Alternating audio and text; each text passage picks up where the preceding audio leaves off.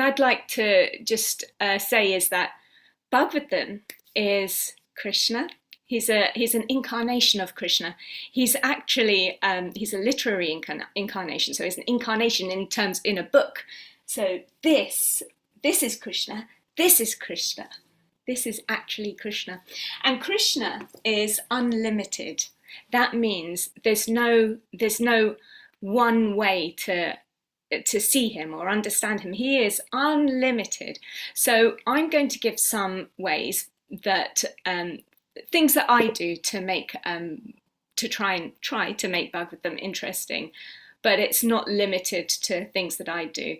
It might help give you some ideas, and then you guys can find your own ways and you can share with me, and maybe I'll feel inspired to do the same thing. So yeah, it's not limited to what I'm going to present. And before I begin, I'd really like the blessings of all the devotees here, blessings of Krishna, blessings of Srila Prabhupada, blessings of all the devotees, Aruddha Mataji, who inspired me, Chintamani Prabhu, who is my mentor and she's got a really strong attachment to Shastra, and I think she's sharing it with me, so I'm really grateful for that. Yeah, blessings, please. Okay, let's go to the first one, if we can. How do we go to this? Okay, here we go. Can you see the top bit? How do I get rid of this top bit? Oops. Okay, let's go back. Okay, so this is the plan, guys. We'll be I'll talk about 4 different areas, and then we'll go into the 5th area, which is questions. If you've got any questions, I can see if I can help in some way. Let me turn my WhatsApp thing off if I can. Sorry, guys. You've got to see my WhatsApp stuff. I'm just going to turn it off so it doesn't make loads of noise. Okay.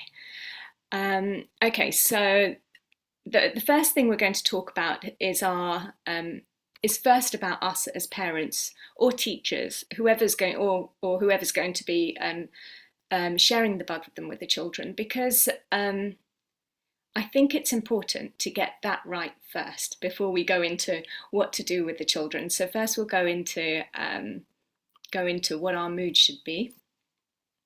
So let's go straight to that one. Okay, our mood. Now, I thought, how am I going to share what our mood should be like?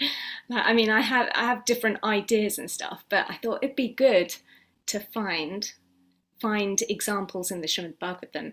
So then I was thinking, now where in the Bhagavatam is someone sharing philosophy, Krishna conscious philosophy, Bhagavad Dharma, to children? Does anyone know? So what I'm going to do is I'm going to check in the chat, and I'm going to see if anyone can give some ideas. So just type it down, any ideas in the Bhagavatam where somebody is preaching Krishna consciousness or speaking about Bhagavad Dharma to other children. So let me just go into their chat. Let's have a look here. Oh, so Pranay is saying Narada. Oh, okay, here we go. Okay, yeah, Gopal Chandra. Oh, and it is Narada. It's Narada. Yeah, you guys are right. You guys are. Oh, wow. Okay, Narada Muni as a boy. Okay, Narada to Prahlad Maharaj. Prahlad Maharaj, Narada to unborn Prahlad. Oh, yeah. Prahlad Maharaj to his friends. Narada Muni to Prahlad and Dhruva. Yeah. You know what? I should have asked this question before I did this presentation. Narada. Yes, you guys are brilliant. Yeah, exactly. Thank you. So yes, Narada Muni. He tells the story to Yudhishthira Maharaj. So you guys, yep, you got Narada right. And yes, he speaks to Dhruva Maharaj. He speaks to Prahlad Maharaj. I was thinking of Prahlad Maharaj telling his friends. So someone said that as well. So when Prahlad Maharaj was telling his friends at school, that was a whole load of children that he was speaking to. And yeah, Narada Muni is telling the story of Prahlad Maharaj. So you guys are all correct. So I thought, let's have a look at what Prahlad Maharaj's mood was when he was telling the story, when he was preaching Krishna consciousness to the children. So I thought that might be interesting. So the first point that I got from there was be kind. I don't know in other countries if this is a hashtag thing, but around here, on social media for a little while, I think last year it was a hashtag thing, be kind, because something tragic had happened.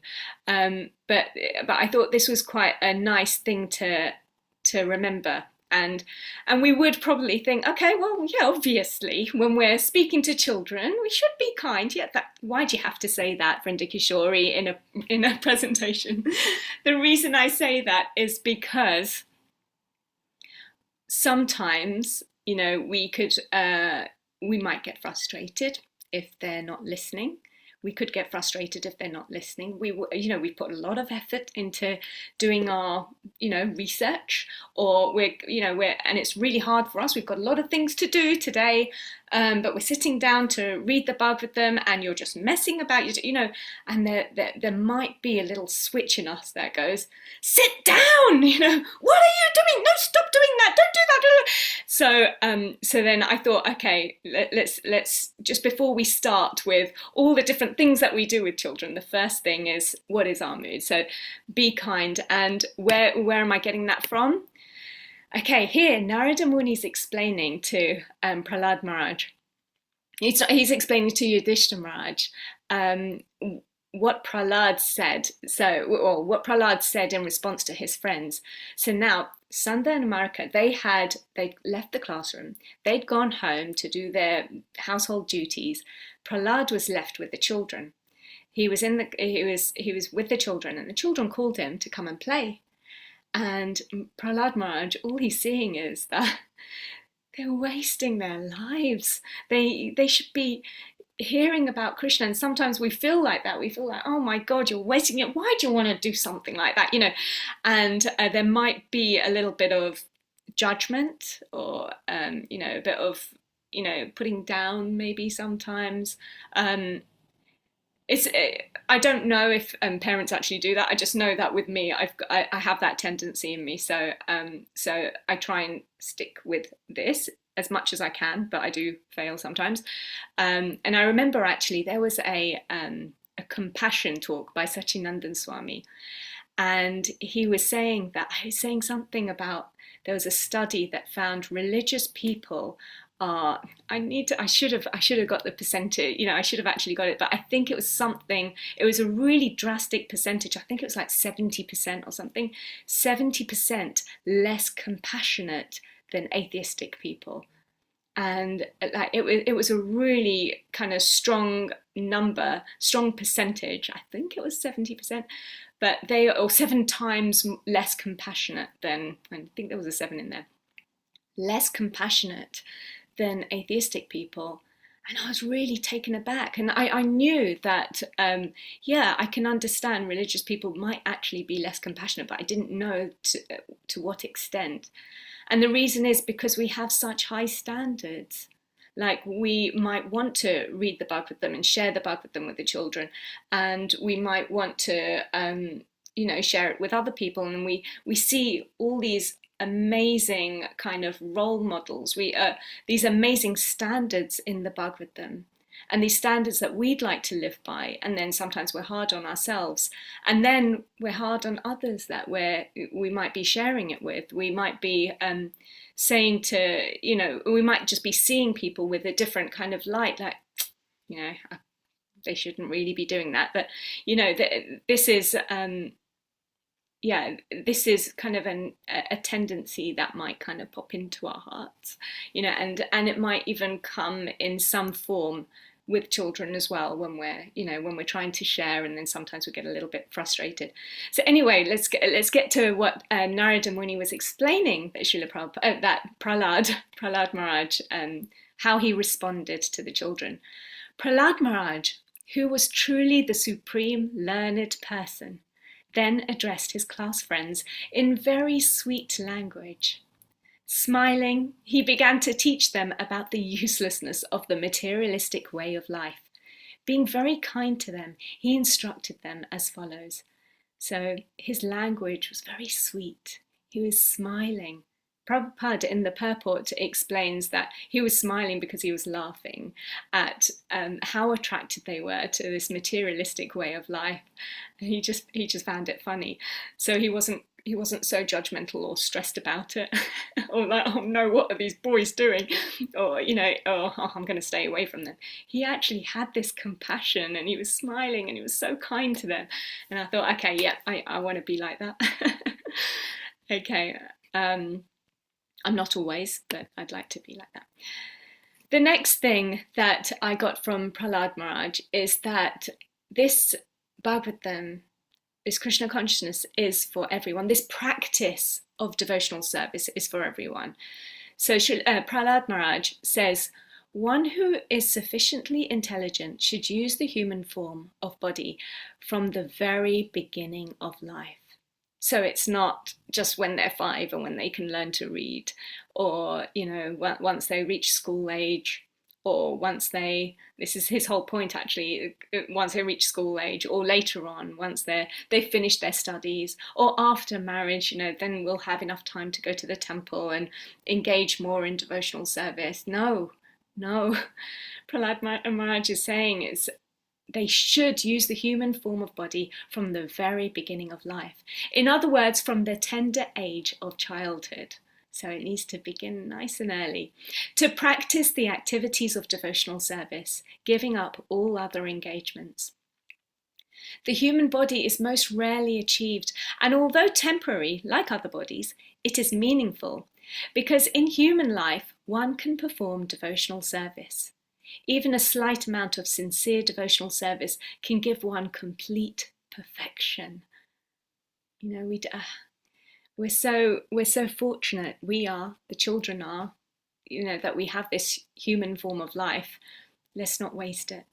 Let's use it. And right from the beginning, it's our duty to share this with the children, so that it becomes inherent in them as they progress through this human form of life, and they spend more time developing their Krishna consciousness. So Srila Prabhupada in the purport says, in all the schools, colleges and universities, and at home, all children and youths should be taught to hear about the Supreme Personality of Godhead. So yeah, I think I get it. I get it. Okay, we've got to share this with the children. and we've got to have it, read it and engage ourselves. The third point that I got was that it's actually natural.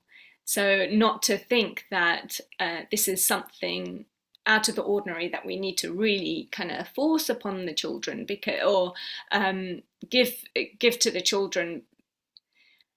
This is their natural constitutional position. This connection with Krishna, this love for Krishna, this eagerness to hear about Krishna, it's natural. It's inherent in us. This is who we are. This is our being. So Prahlad Maharaj says, the human form of life affords one a chance to return home, back to Godhead. Therefore, every living entity, especially in the human form of life, must engage in devotional service to the lotus feet of Lord Vishnu. This devotional service is natural because Lord Vishnu, the Supreme Personality of Godhead, is the most beloved, the master of the soul and the well-wisher of all other living beings. He's basically our best friend. Krishna is our best friend. The Bhagavatam is our best friend. Bhagavatam is Krishna. So it's natural. This attraction to Bhagavatam is natural. Okay. Our devotional service this is our devotional service to Krishna. That's my fourth point, that this is our, this isn't just for the children, this is for us as well. Okay, so I'm just going to read what, now I think it was Srila, was it a letter? Taking you dish. So I have some stuff here. I'm just trying to think what I should, okay, all the children very much. There was something else I wanted to share, that that when Prahlad Maharaj did, he was kind and spoke to them, they were just, the children were actually really drawn to him. Narada Muni explains, all the children were very much affectionate and respectful to Prahlad Maharaj. And because of their tender age, they were not so polluted by the instructions and actions of their teachers, who were attached to condemned duality and bodily comfort. Thus the boys surrounded Prahlad Maharaj, giving up their playthings and sat down to hear him. Their hearts and eyes being fixed upon him, they looked at him with great earnestness. Prahlad Maharaj, although born in a demon family, was an exalted devotee, and he desired their welfare. Thus he began instructing them about the futility of materialistic life. Now, what's really nice about this next part, which was part 4, that our devotional service, this is our devotional service to Krishna, our sharing of Bhagavatam, and even if I guess this is something that I keep thinking about, that I don't know what's going to happen with the children in terms of their attachment to Krishna, their attachment to Bhagavatam. I can only try, and then it's between them and Krishna. They have their own relationship with Krishna. I can keep trying, but this keeps me going, that this is also my devotional service to Krishna. So in one of the purports, when Prahlad Maharaj is saying to his friends, he's talking to them about devotional service. So in 7.6.24 in the purport, Srila Prabhupada gives a really nice, he says some really nice stuff about spreading Krishna consciousness, and I thought it might be quite inspiring to share. He says, if one sincerely tries his best to spread Krishna consciousness, so that's why I put that point down, trying your best, because we're not in charge of the results of what's going to happen. We just try our best, leave the rest up to Krishna. That's got no concern to me. I'm just going to try. I'm going to try, and if people turn up, if I'm running a baby group, if devotees turn up, that's brilliant, because then I get to share Krishna. If people don't turn up and I've prepared, I will go to that room and I'll do it anyway. I don't care. Preach to the four walls, because I just need to try. And why am I doing this? I'm doing this to please Krishna. So if one sincerely tries his best to spread Krishna consciousness by preaching the glories of the Lord and his supremacy, even if he is imperfectly educated. So I really like that part as well, that Srila Prabhupada said, even if imperfectly educated. So I have to tell you a secret, guys. I'm not a teacher. I have no teaching qualification. I'm a pharmacist. So according to educational people, I'm probably not the right person to be doing this talk.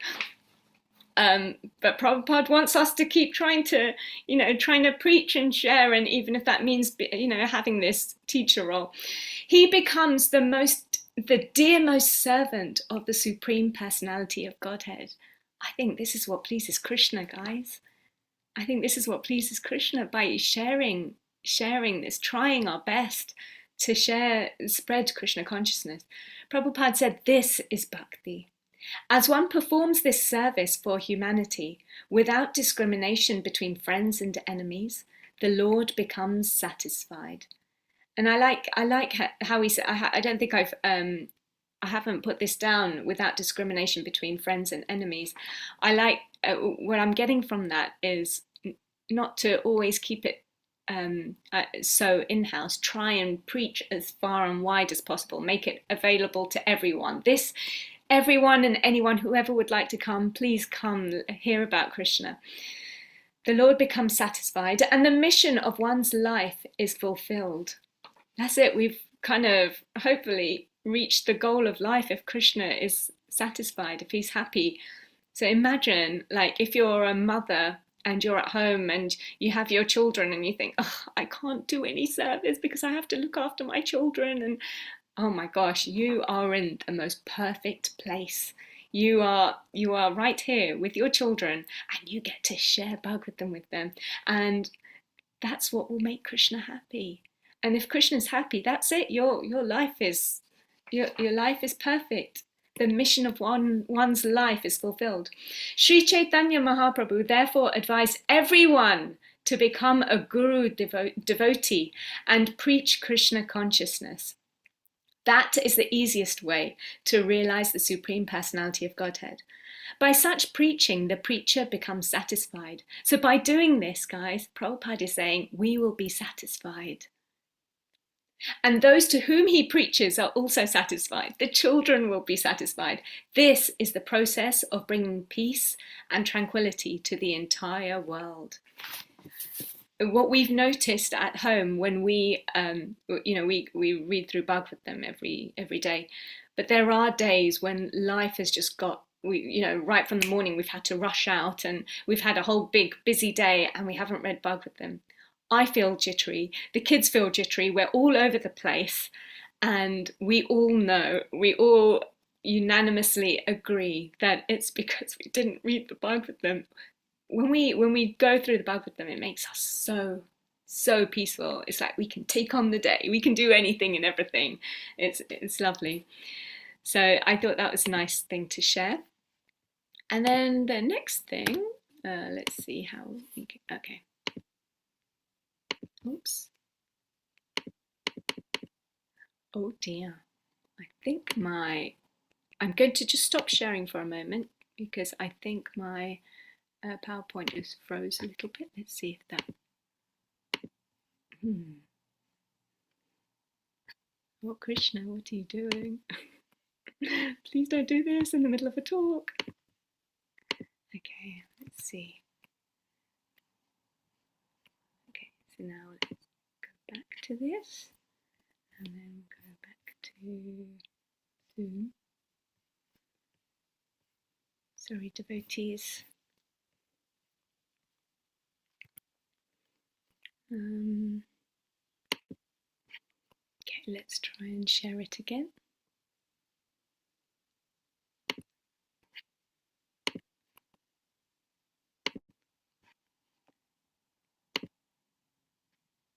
Okay, let's see if this, yeah, and then is it going to the next one? Oh no.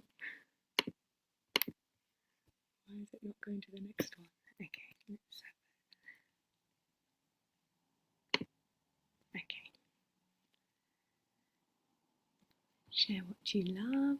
Let's get both of them up. Okay.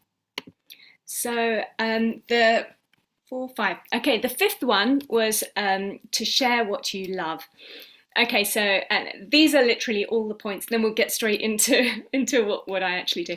So, but I just thought it'd be really nice to share. So, share what you love. What I find, and I couldn't find a quote for this. I didn't have time to find a quote.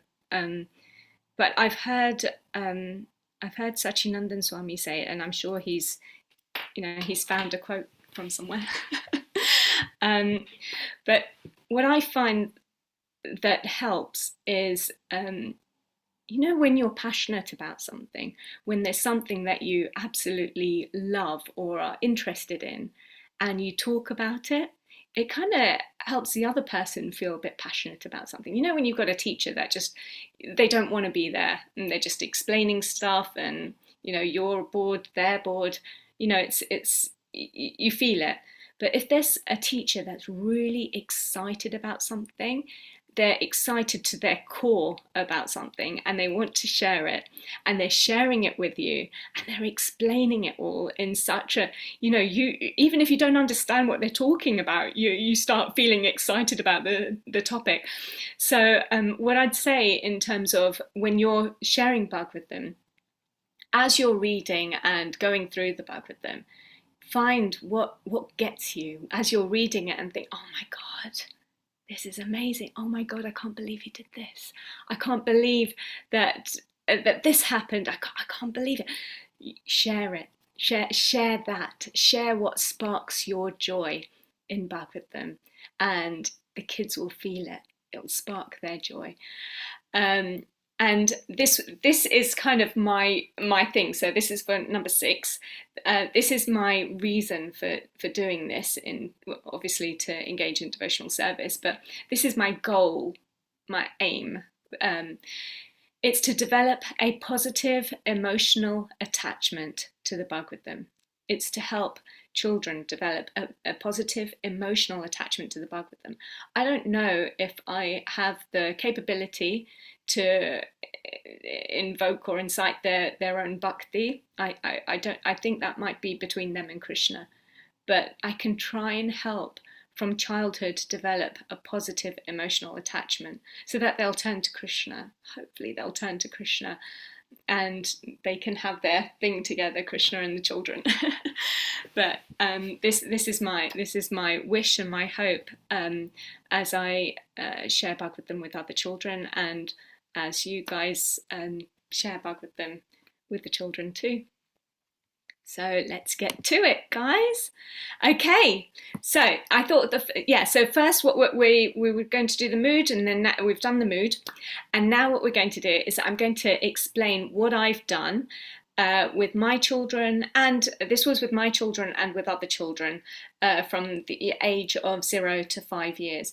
So when my first daughter Lali, when she was born, I was all excited about Aruddha Mataji's Bhagavatam homeschooling stuff, and I thought, oh, I'd love to do this. I'd love to.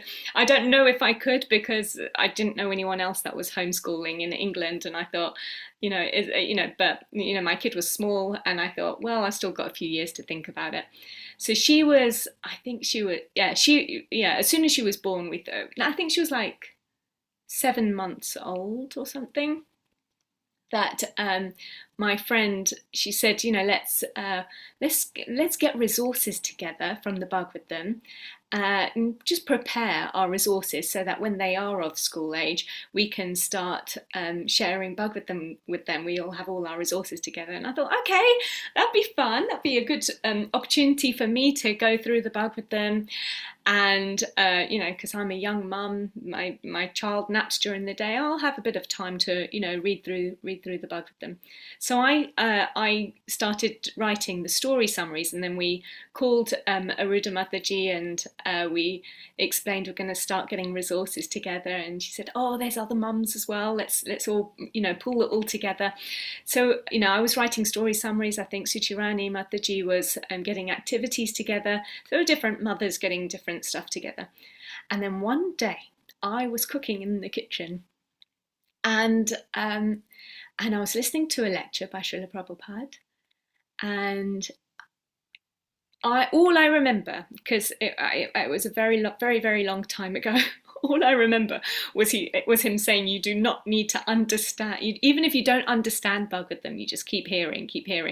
And I can't find it. And I think it was this one. There are so many. I just realized there's so many lectures where he says, even if you don't understand. So here he says, Shrinvatam svakata Krishna punya shravana kirtana. The whole world is full of sinful life. So we are creating the atmosphere, punya shravana, chanting and hearing. Simply by these two processes, punya shravana kirtana, punya, pious.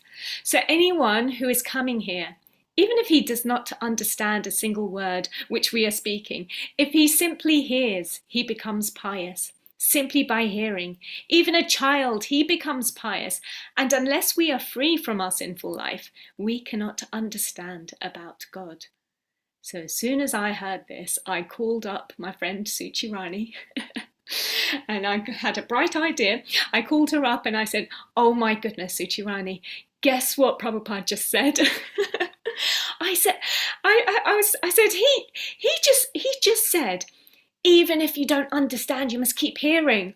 I think we've got to start now.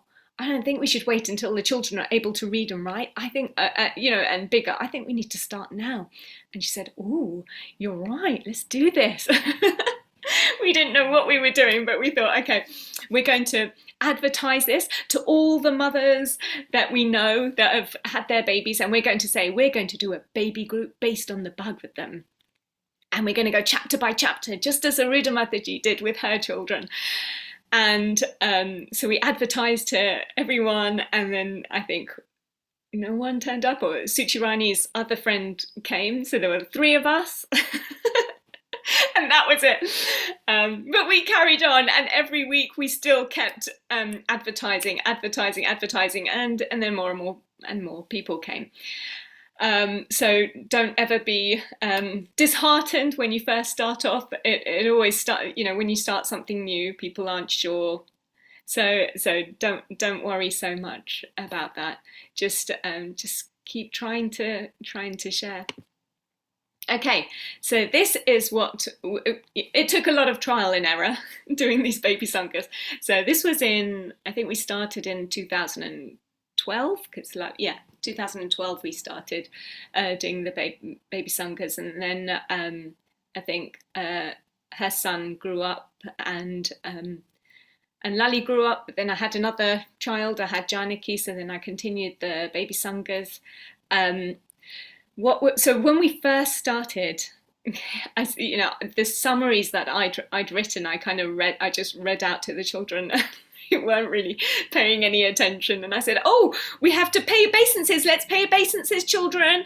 And we just kind of got their heads and put it down. Pay obeisances to Krishna. So we didn't know. It was all a trial and error. And actually, I think, in a way, we have an advantage, like in that sense, because no one else had been doing it. So then it wasn't that, oh no, I won't be doing it as well as this person. No one else is doing it. We're just trying our best, and so don't worry about trial and error. Don't worry about getting it wrong first time, because when you get stuff wrong, you'll realize what doesn't work and what works, and then you'll know something. You've learnt something for the next time. Okay, so this is basically what I do now. So first I read the chapter. I go chapter by chapter. Or this is what I was doing. I was going chapter by chapter. So I'd read the chapter, and what parts do I think are wow? So I'd read the chapter, and sometimes, I don't know if you've heard. I'll just see if anyone's asking a question. I'm just going to see if anyone's. Is there any group for 4 to 5 year child? Okay. Actually, we'll save the questions for later. I'll just go through the presentation, and then we'll save the questions for later. Okay. So you read through the chapter. Now, Bhagavatam is, sometimes there are words and there are descriptions, there are prayers that go a little bit over your head, and even with me, it does. So don't be overwhelmed by that. Read the chapter. What stands out to you? What do you think? Oh my God, this is so nice. This is so beautiful. Oh, I'd love to share this. Write it down. Write down the points, the things of that chapter that you'd like to share. And then now this comes to how to kind of make it a little bit more fun and interesting for the children. What I found is that this is what I do. I think Suchi Rani would have been good, actually. It would have been good to get her on here. She would do a lot of arts and crafts activities, and I'm not creative like that. I can't do stuff like that. I can only speak, tell stories. So then I would get all the points down that I really liked and wanted of the story, the main gist of it, and thought, okay, this is how I'm going to share it. I want to share it, and these are the main points. With the main points, I would try and make up a song or rhyme that would go with each point, and try and use a lot of hands. So, and then there were some things that I'd find that as we progressed with our sanghas, there were things like, okay, when it says early in the morning, we know, okay, let's start off sleeping, and we'll say when all the sages were sleeping. Da da da da da, they were all lying in their beds, or the trees. La, la. You find the nursery rhymes that your children like. This is what I do. I just copy all the nursery rhymes, and I just put the Krishna words in instead. So this one was. And up jumps, and then we sing, up jumped the sages, and this is what they said. It's Mangal Arti time, and it's time for me to wake. I rub my eyes like this, I give my hands and feet a shake. Ooh! And if you're using your hands and your expressions and your voice and singing, and the kids love it, they love it. And now they've just known, they know the point that the sages have just woken up. They're about to do something. What are they going to do? And so this is what we do. And then the next thing, there's even, like, for example, when Vyasadeva, he sits down to meditate, or before he meditates, he must have a shower in a bath in the river Sarasvati. So then, the kids we'd love to act that out. So we say, oh, he went to the river Sarasvati. This is the way we wash ourselves, we wash ourselves, we wash ourselves. This is the way we wash ourselves to please Lord Krishna. And then if there are other things, this is the way we brush our teeth, we brush our teeth, we brush our teeth. This is the way we brush our teeth to please Lord Krishna. And so you can do all the things like dressing ourselves, and this is the way we apply tilak. So we can do all the different types of getting ready processes in that same tune. And then he sat down to meditate. So okay, the kids can act that out. Even little babies, they love this stuff. They're just the simple stuff. And he sat down to meditate, and then he sees the people of Kali. How they'll be more in the mode of passion, and you just think, okay, how would Vyasadeva be? How would you be if you sat down to meditate and then you see something terrible that's going to happen?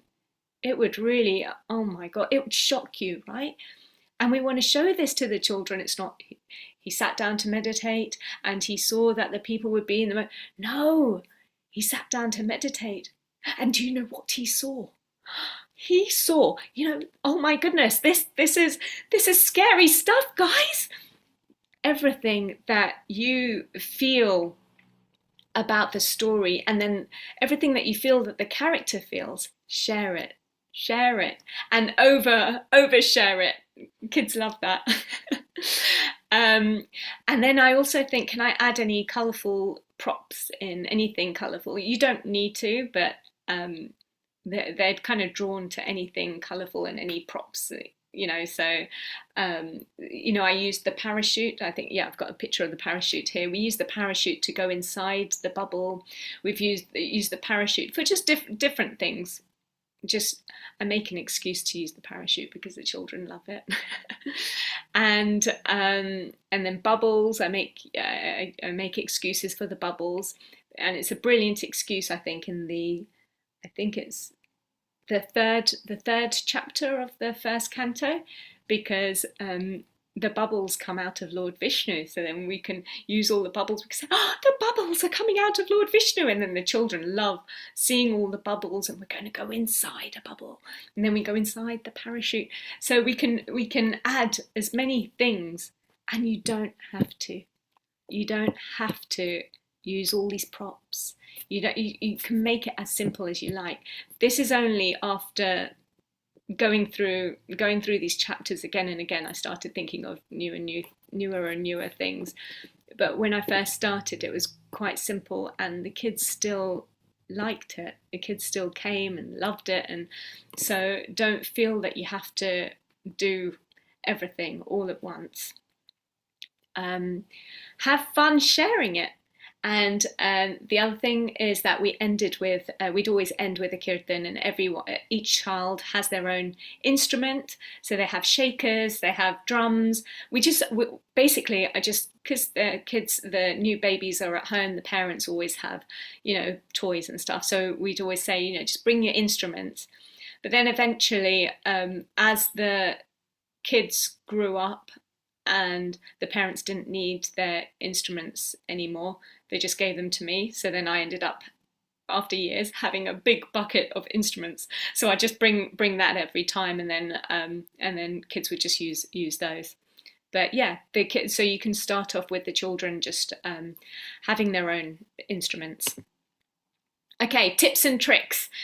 Okay, so if you are going to do a baby sangha, which I really hope, I really hope you guys are. Some of you will think about doing these baby groups far and wide, everywhere and anywhere, different communities, everywhere, because I think they're amazing. They bring new mothers together, because it can be quite a lonely world when you first have a child. And even in a community of devotees, um, there's that thing, mothers can't go to lectures anymore with their baby because their baby might make a sound, and they have to stay out with their children. So you if you have to stay out, you create your own, and make it so cool that even people that don't have children want to come. Which is what we had. We actually had adults that wanted to come to the baby sangas. So this is it. It's a really good thing to do, and I really, really, really hope you guys do it. And if you do need any support or help with anything, please do contact me, and I'm there for you. Okay, so tips and tricks. The first thing which I found really helps is that you welcome each and every child with a wave, a song, and eye contact. These three things, and a big smile. So if someone comes in, if they come in and you say hello to the parents, you start speaking to the parents, but you don't really speak to the kids, it's nice, but it's even better if you look directly at the children. So this is what I do. I look directly at the children, I wave, and they sit in a circle. We all sit in a circle, so it's not like a class format. We sit in a nice big circle, and I look at each and every child and say Haribol to them. So we wave, and I wave and sing. So this is what I do, and so I'll just there was a little one another baby called Vrinda, so I'm just going to say Haribol to Vrinda. So I'll say, oh, actually, you know what I could do? I could see if there are any other children on here that I could. Okay, here we go. Who's this? Let's see, who's this? Oops. Are there any children here? Oh, I don't. Oh, okay. I don't have your name up. Oh, okay. I was just thinking if I could see her name. Okay. Oh, now I've gone back. Okay, so if I would say Haribol to Vrinda, I'd look at her and I'd smile and wave, and I'd say, Haribol, Vrinda, nice to see you. And then I go to the next person and Haribol, Anasuya, nice to see you. Oh my goodness, you're here. Haribol, la la la, nice to see you. Their faces light up. Their faces light up so much. They just love, oh my God. Guys, I've just found out that children absolutely love eye contact. They love it when you wave to them. They love smiles. They love your high-pitched excitement when you see them. Actually, I think even adults like that as well. Everyone likes that. So you're doing this sangha for the children, for the babies, and even if they're very, very small, you do that. It just makes their day. And then it goes back to the point of having that positive emotional attachment to the Bhagavatam. They've come to a place to hear Bhagavatam, and they feel valued, they feel loved, they feel welcomed so nicely. I really hope they do take to the Bhagavatam. Another thing, practical wise, if you are going to have props, I have like a parrot. I should have brought it down. I have a parrot, and when I might have the parachute, I might have the bubbles, the bubble machine. Oh my goodness, that's just too tempting for the children. Cover it all up with a cloth so they can't see until it's time to get it out. And then you get it out, you use it, and then put it under the cloth. It's gone away now. So that's really helpful, because otherwise the babies will come crawling over. They'll take your dolls, take your props, and they won't actually be listening to the story. And it's also nice to start with a routine song, because it's something that they're familiar with. As we progress through the chapters, what we tend to do is we're going through the chapters and we're introducing new concepts, new stories. They like routine, so children thrive off routine. So if we start with a routine song, they know we're starting, So we have that Srimad Bhagavatam song. yeah, it's on my YouTube. I'll save a bit of time by not singing it right now, but we do, we use hand movements. We're going through the forest of Naimisharanya. The sages are meditating. No, the sages are there, and Sukadev is speaking of Krishna's glories, and so we have a lot of hand movements. Hand movements they love because they love to copy it. They love to copy the hand movements. They love the singing, and then right at the end it's the surprise because we jump up and we start dancing, and they love that. They love jumping up and jumping around, and then we all sit down again. So they like all of that. So I usually start with a routine song, and then we go into a recap. So usually we recap just the main songs from the last few chapters or the last chapter. That it kind of helps. It helps them remember the flow of each of the chapters and the whole story and things like that.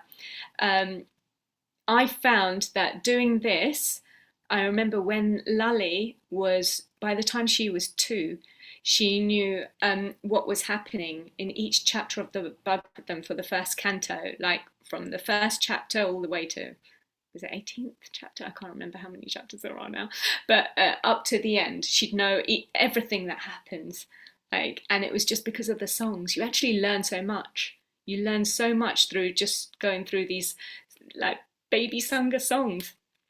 I remember even other parents, if they go to Bhagavatam Sangas, adult ones, they say, "Oh my God, I knew the answers to the questions because of the baby Sangas." So, so they are very, very helpful.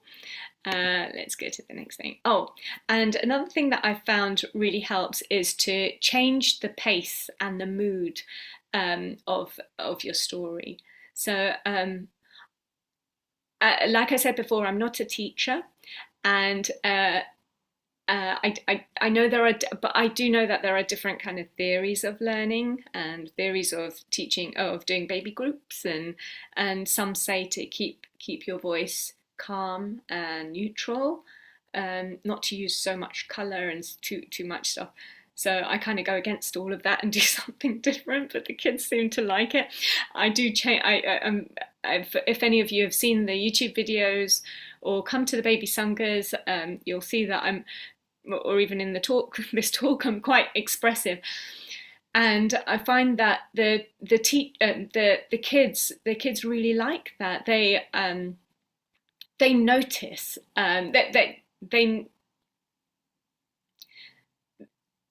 it gets their attention when you change the pace and the mood. So what I found is that if I say this was happening and then this was happening and this was happening, and then sometimes a kid would be watching and then they'd be looking around, and then I'll say, oh, but then, and then all of a sudden they could look back, they're like, what happened?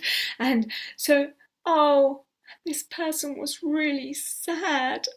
How could that happen? And they're like, they start feeling the emotions as well. They're like, oh, what? And isn't that what we're meant to be engaging them in? They're feeling the emotions of stories from the Bhagavatam. This is they're experiencing emotions of stories in the Bhagavatam. As they're hearing it, they're like, what?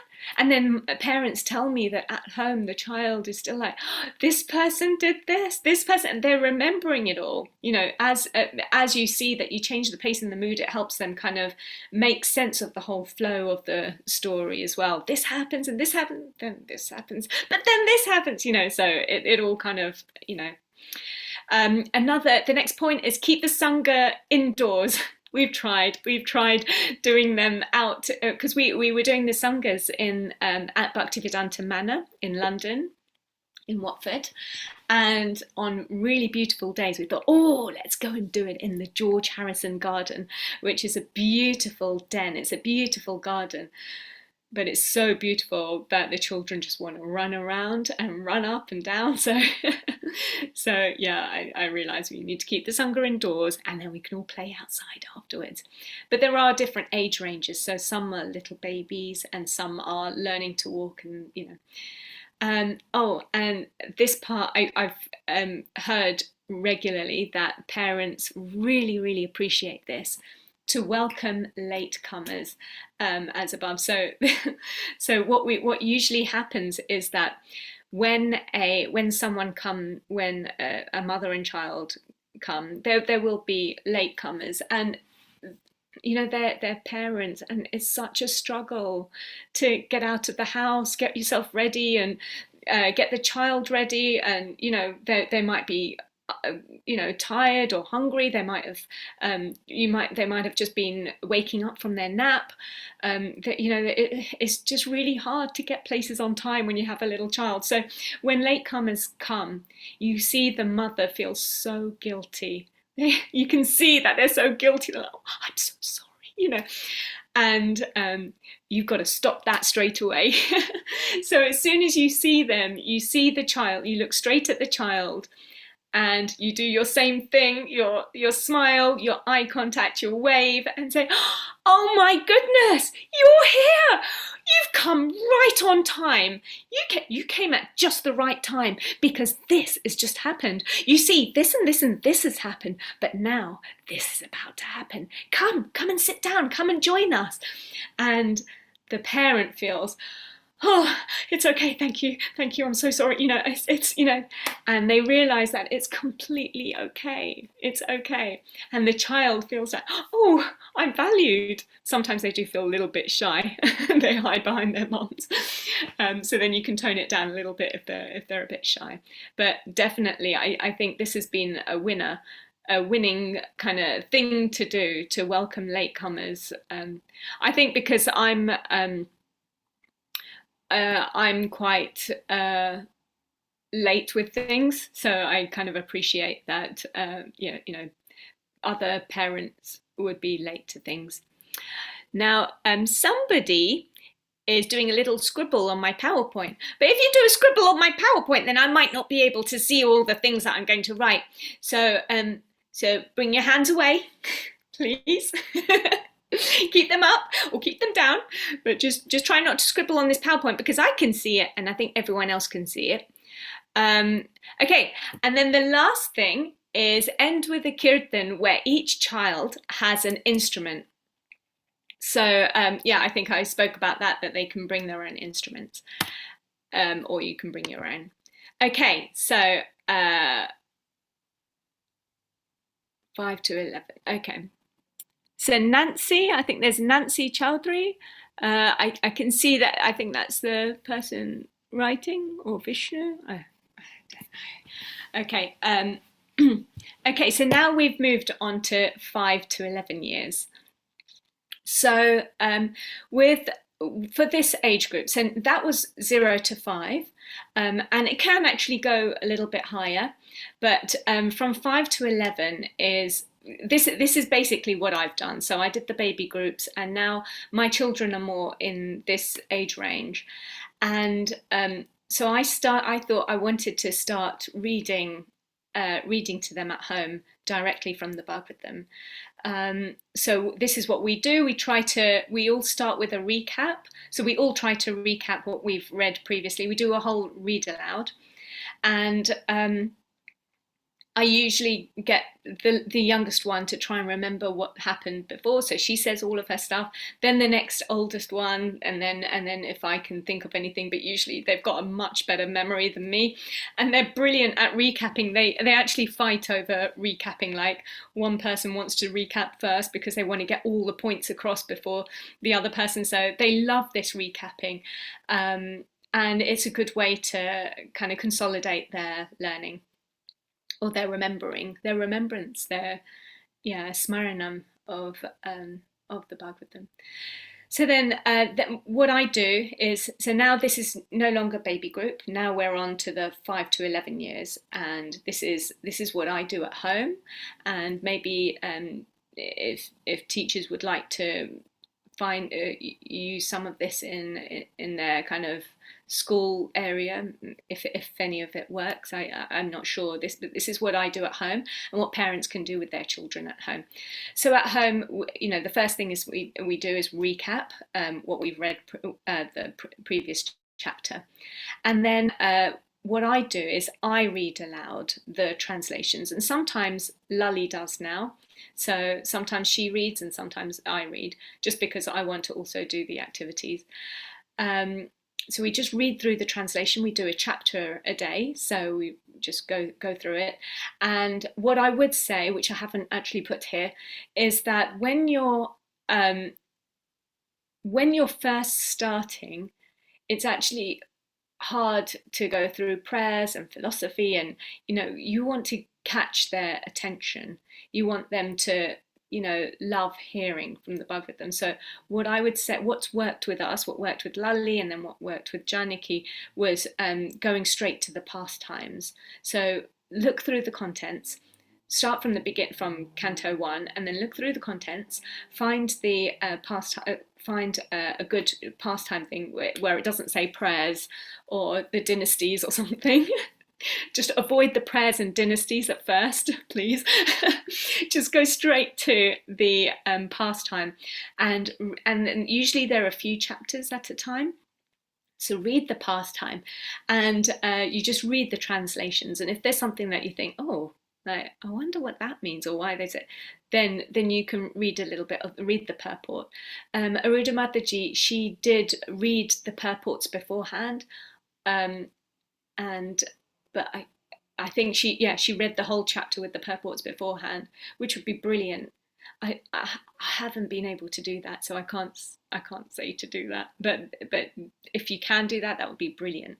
I literally, my reading is with them. We read, and then if we've got questions, we read what Prabhupada says, and we're like, oh my God, Prabhupada said this.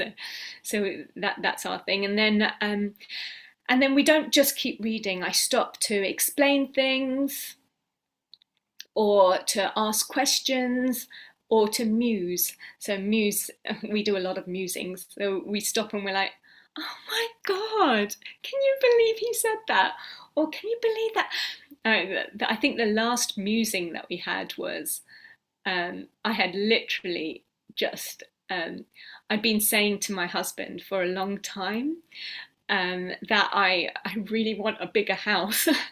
I don't know where this desire is coming from, but I've been saying for a while, I just need a bigger house. I just need a bigger house. And the house prices are just really high around here. And he's like, it's going to take some time. It's going to take some time.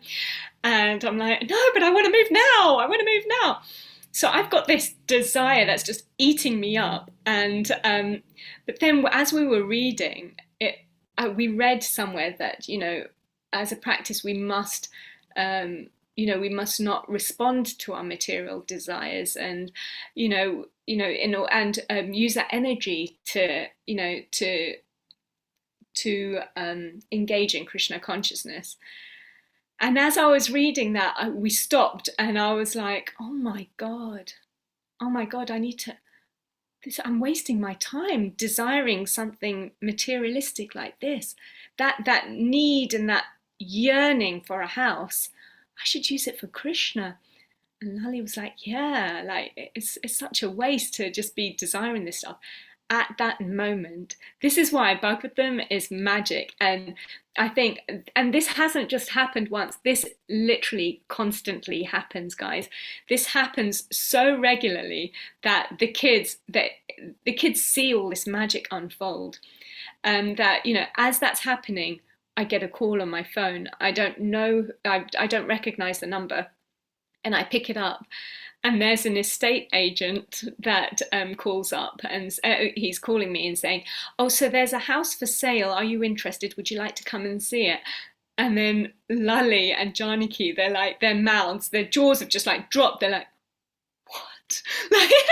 Like we were just talking about, I should not be going. And then I'm on the phone and saying, oh yeah, please, can I come and view it this Friday? Or, and so I put the phone down, and she's like, oh my goodness, Krishna was testing you and you just failed right there and then.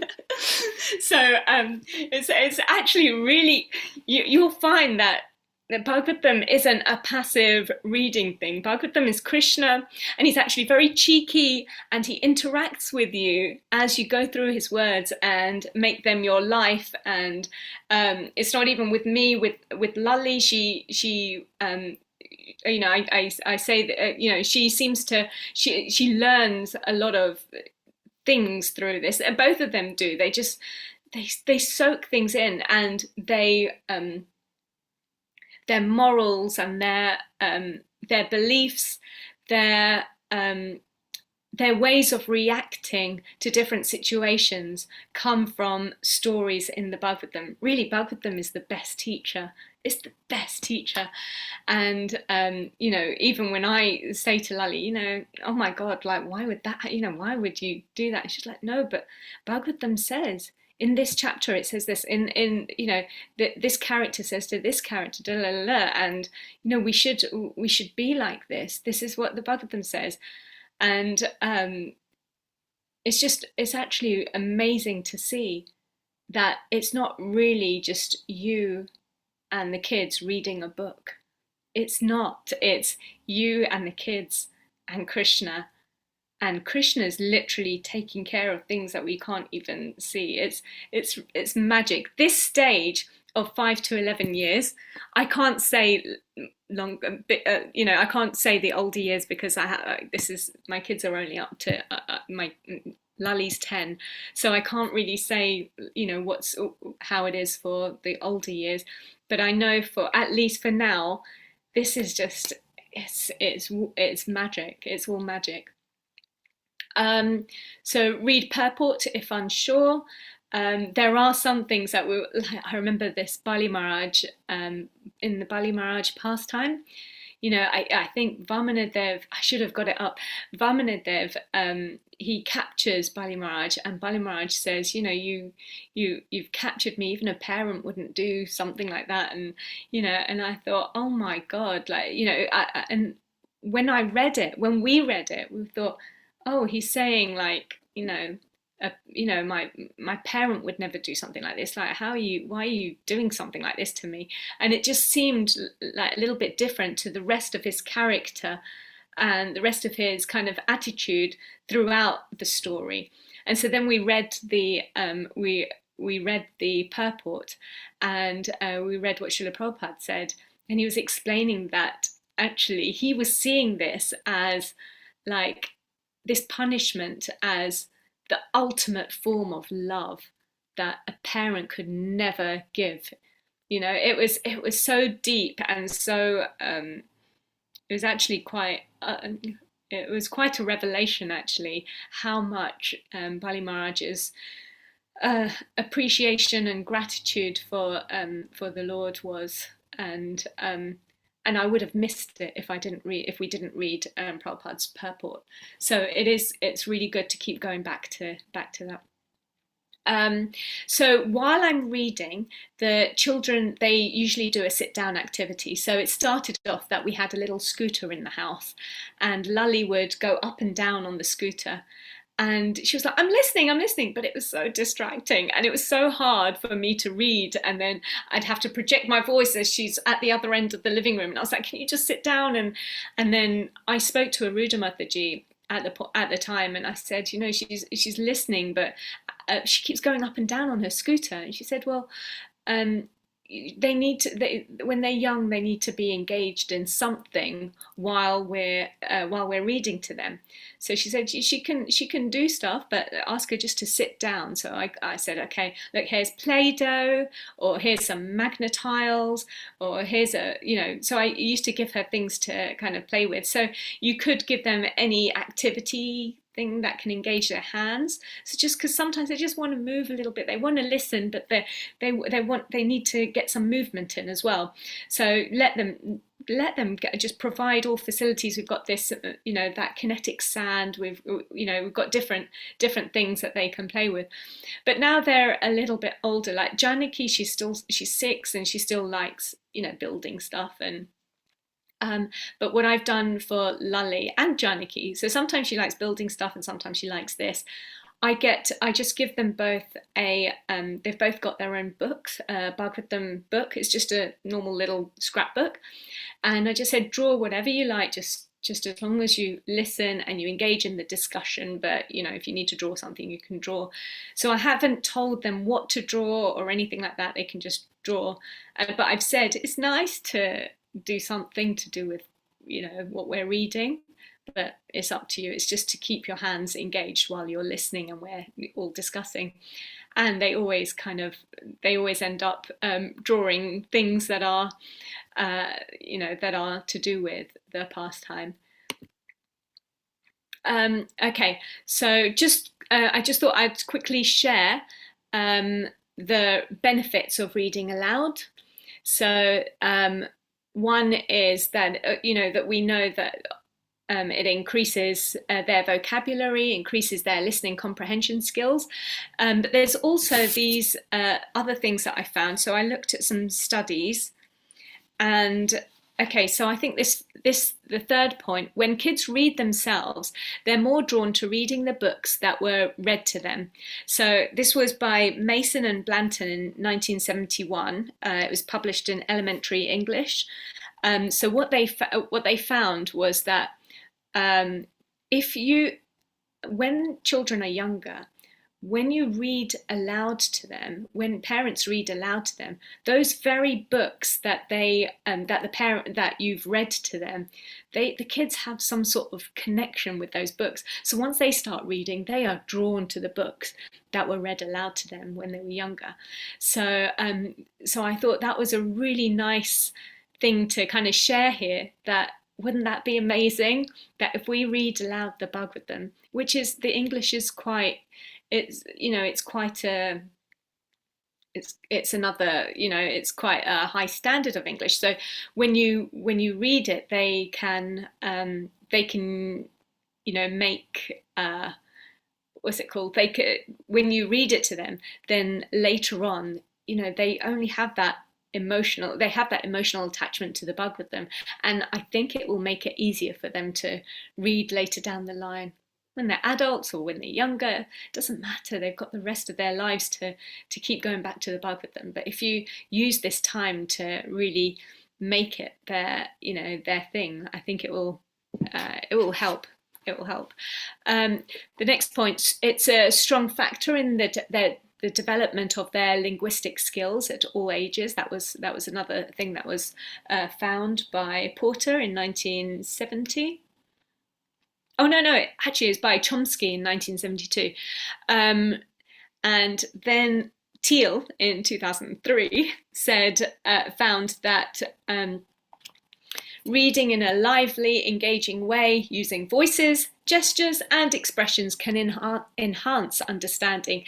So I thought this was quite I guess we kind of already know that makes us that helps us understand things more. Like if I'm just reading something monotone, then okay, they'll try and listen to it. But if you're very lively and your reading is very engaging, you use different voices for different characters, then it'll help them grasp what's being said more. And they found that asking questions, reflecting back, and challenging questions were actually more effective than just reading aloud alone. So, we can just read aloud, or we can stop at places, ask questions. Why is that? Why do you think this has happened? When they give their answer, we reflect it back. Oh, so you're saying it's because they da da da da. Yeah, the child feels understood. It really deepens their understanding of the text as well. Deepens their understanding of what's going on, and challenging questions. So it helps them to critically think. Why would Bharat Maharaj? What should Bharat Maharaj do instead? Bharat Maharaj, he had to take these other lives because he was attached to that deer, but what could he have done instead? The child has to think about that. What is the right thing to do? He should have just left it, but really, he should have just left the baby deer. Is that real? Is that love? Is that love to see this baby deer?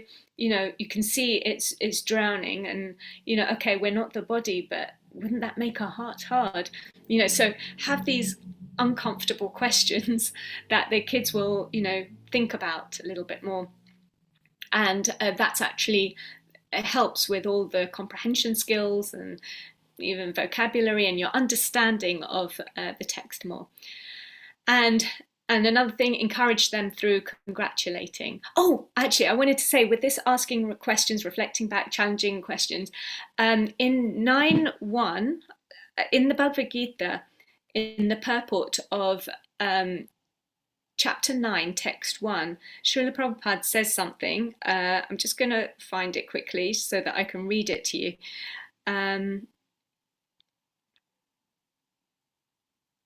Okay, so he says something about this, about the topics of the Bhagavatam. So he tells us actually how we should hear. So we're reading aloud so the children can hear, engage in Shravanam, hearing about Krishna. So Prabhupada in the purport of 9.1 in the Bhagavad Gita says, as a devotee hears more and more about the Supreme Lord, he becomes enlightened. This hearing process is recommended in the Srimad Bhagavatam. The messages of the Supreme Personality of Godhead are full of potencies. So it's like it's full of magic. And these potencies can be realized if topics regarding the Supreme Godhead are discussed amongst devotees. You can access that magic. How? By discussing these topics with devotees. So discuss these topics together. This cannot be achieved by the association of mental speculators or academic scholars, for it is realized knowledge. So I also like that it's, it's not an academic thing. You can't access the magic, access the potency of the Srimad Bhagavatam by just, it's not by discussing with academic scholars. It's not an academic thing.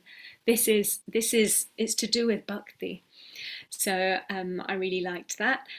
And then the last point was to encourage them through congratulating. That actually, so as they give their insights into what we've read, congratulate them. Oh my goodness, that was such a good point.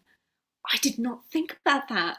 Wow, you've got really good listening skills, or I like your, I like this, or I like, so that seems to help with their, it just seems to reap the benefits of reading aloud. Okay, so how to make the Bhagavatam interesting. So we were talking about, what we do the sit down reading of Bhagavatam, and then we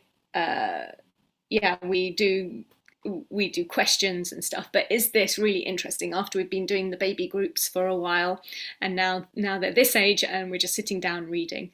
So how to make it interesting?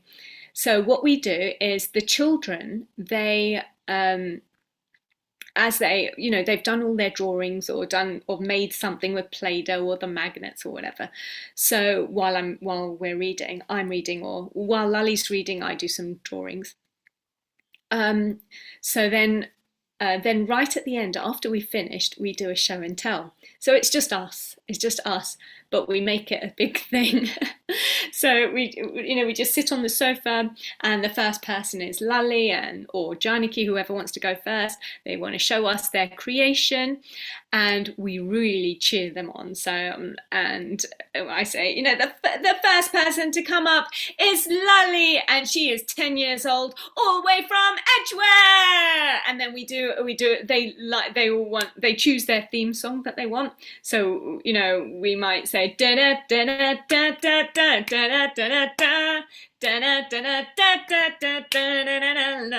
So they like the Karthik tune for some reason. They like the Damodarastakam tune, so they can choose whichever theme tune they want, and we do this theme tune as they make their entrance onto the stage, which is just in the living room. It's just in the sitting room. We're sitting on the sofa, and then they show us their creation, and it might be a little scribble, it might be a big creation. It doesn't matter.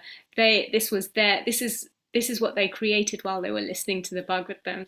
And most of the time it is to do with, it's always to do with with the Bhagavatam, which is really nice. It's really nice. So the next slides I'll show you a few things that they did. So another thing is the hot seating. We try to, sometimes when there are difficult questions like the Bharat Maharaj one, we play this game like hot seating. So, or try to understand a character or why someone would do something. So if it was Bharat Maharaj, we'd sit him there and say, what were you thinking when you did that? Why did you do that? You left your family, didn't you? And you left everything, especially to engage in devotional service. And then this happened. What could you have done instead? And so it's not me doing that. Usually it's one kid questioning the other. And then we swap around, and one person is someone else, like Judd Barrett, maybe. And we'll say, so Judd Barrett, like, weren't you scared? Weren't you scared when all those robbers came and took you away? No, I wasn't scared. Why weren't you scared? And then they have to think, why weren't they scared? What were they meditating on? At what level of realization is Judd Barrett? And so it helps them really think about their character a little bit more. So then another thing is make things or experiment. So you can't really see it that much, but in that little picture there is so we'd read about Mother Earth, who was it Mother Earth? No, it was the Ganga.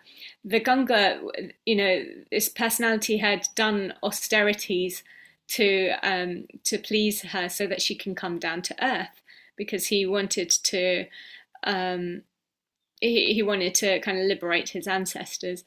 And she said, you know what, I'd love to come, but there's a problem, you see. If I'm coming all the way from up here, it's going to come with so much force. I'm just going to go all the way down. I'm going to break through Earth, and I'm going to go pierce through Earth, and I'm going to end up going to the hellish planets. And so then we thought, oh, you know what? Let's see what the effects of water pressure are like. So we got this kinetic sand. We turned it into a ball, and to make the Earth, and then from we used just a jug of water, and we poured it on top, and we thought, and close to the earth, nothing happened. A bit higher, nothing happened. A little bit higher, nothing happened. Then we thought, okay, maybe the force of the water isn't as much. So then we took it up to the bathroom, and we had the tap running, and as soon as the tap went onto it, it went and it broke the whole earth apart. Actually, it split it. It split the ball in two, and then it went right down, like in one go straight away. So then we kind of could see the effect of the pressure and what Mother Ganga was probably thinking would happen. So we've done things like that. We've done King Puranjan's gardens and everything, his whole palace, and I think it was King Puranjan. Was it King Puranjan that had the whole big he's got a whole city that was representative of his life, and then in the end it gets burnt up. So we've got this whole big cardboard box, and we got the serpents in there, we got all these different characters, the gates, we've made this whole cardboard box that represented a city. That represents the body. It was a whole allegorical kind of story, and then in the end it all gets burnt down, which was kind of saying that the body gets, after all of that maintenance of the body, all of those attachments that we formed, it just goes at the end of our lives. So we spent so long making this city, and then we found that it all got burnt. Oh no, this is what we've got to do with this city. We've got to take it to the garden and burn it. They were like, oh my goodness, we put so much effort into it. But then they were also happy about doing the bonfire. So we burnt it all up. And so all that hands-on stuff really kind of, they enjoyed.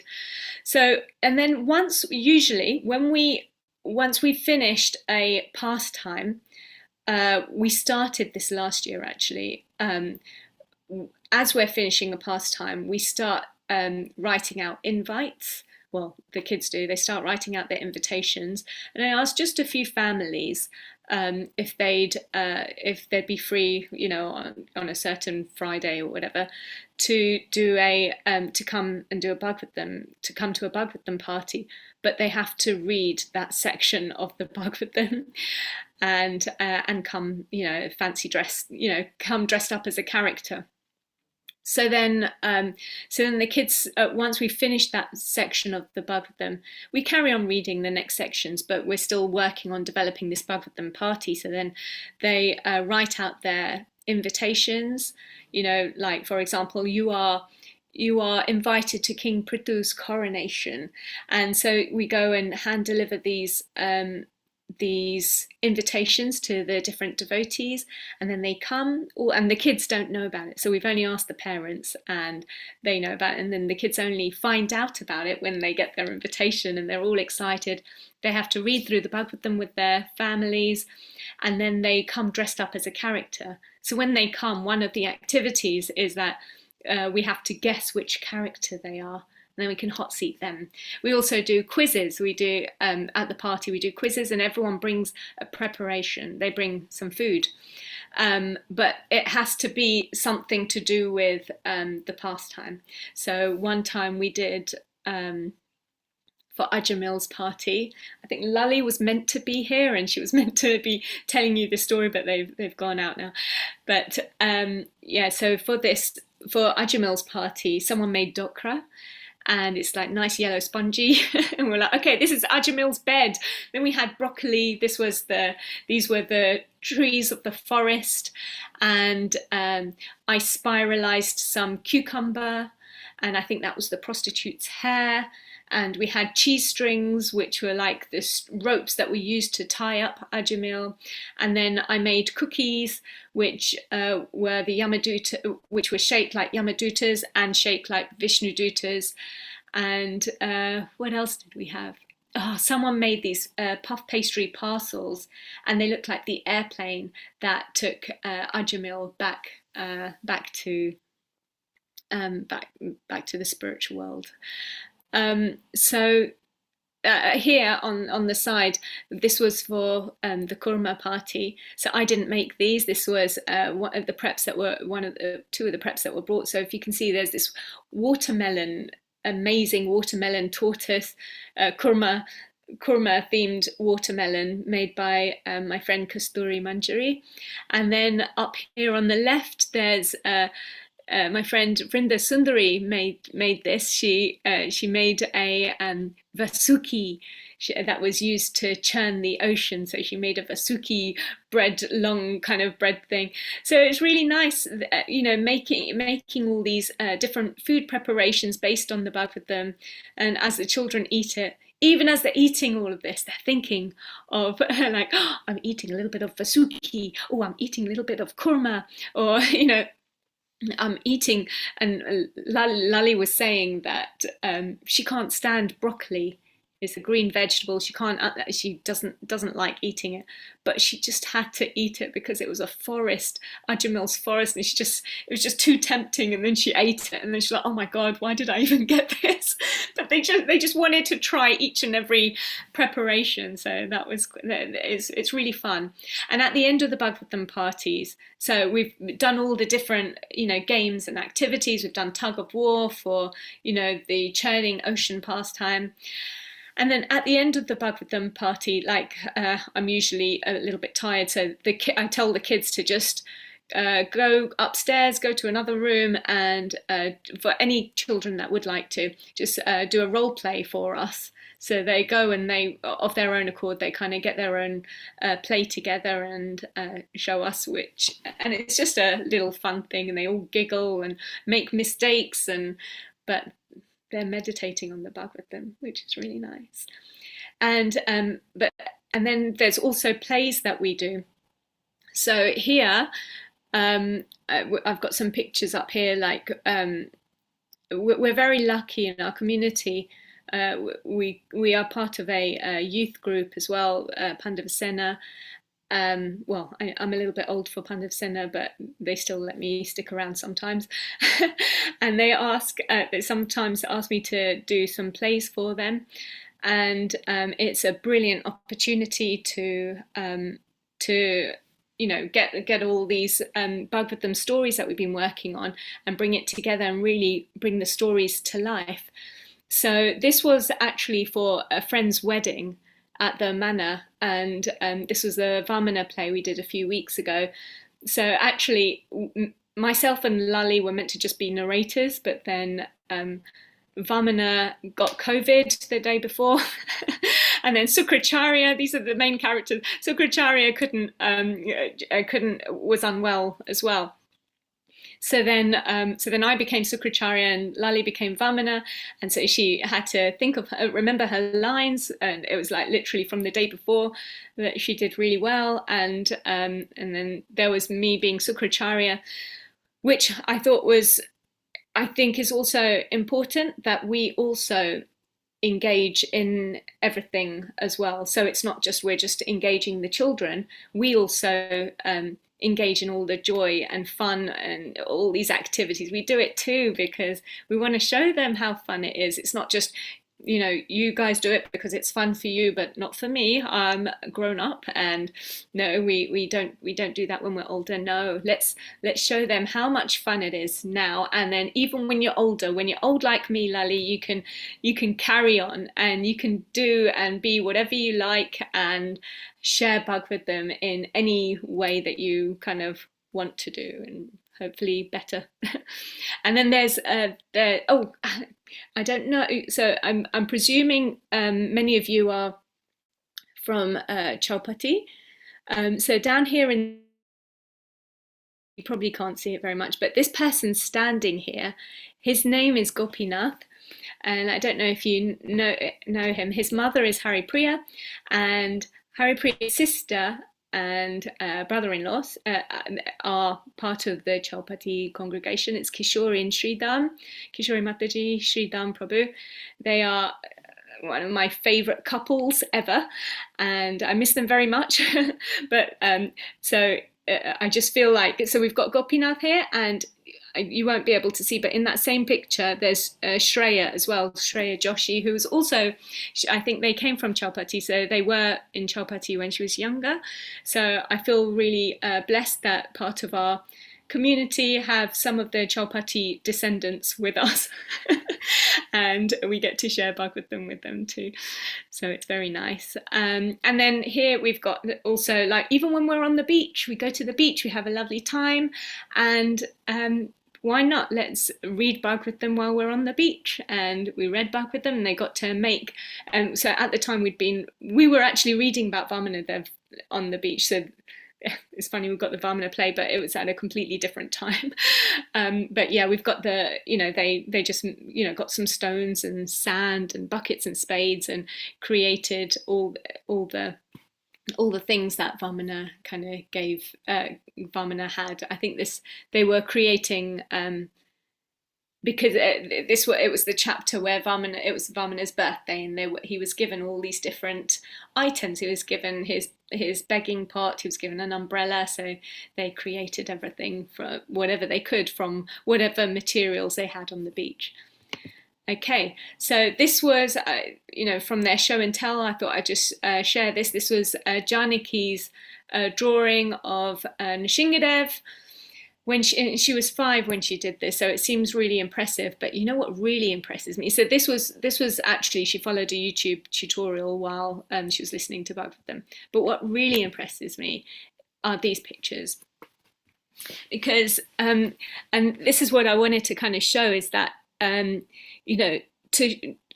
you see the extent of how much they engage, how much they're listening, and you see that they've put it on paper. Like she can't write as well at the moment, but when she's listening and she's comprehending, and it's just so beautiful seeing these pictures. So the one on the far left, I think this is the Chitraketu pastime.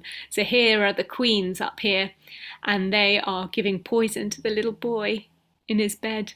And look, there's someone crying down here, which I think is the queen, or it might be the king. And which I think is like crying. I thought it was so cute, this drawing. And then here is, this is while I'm reading, so she's drawn the bed, and then Matsya has got, got a little bit bigger, and then gone into a bigger kind of bowl or lake, and then a bigger pond, a well, and then now he's in the sea. And here he is, I think he's in the sea here. And this is Vasuki in the boat. So she's taking in all the different things that happen in the Bhagavatam and drawing it down as as she goes. And look, she's got like the sad face. This one's happy because it's been put into a bigger one, but put into another bigger one, but sad because now it's getting too big.